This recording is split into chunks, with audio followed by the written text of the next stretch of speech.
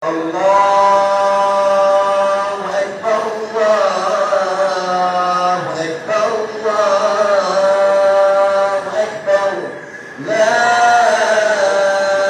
ilaha illallah, Allah. Wa ala ashabi sayyidina Muhammad wa ala ansari sayyidina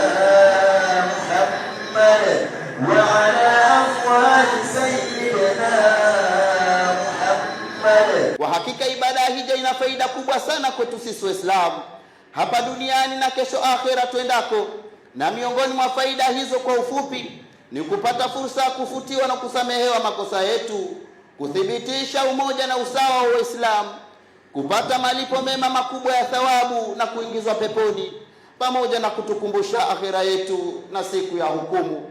Ewe Mwenyezi Mungu, tunakuomba utukubalie ibada zetu, utusamehe makosa yetu pamoja na wazazi wetu waliotangulia mbele ya haki.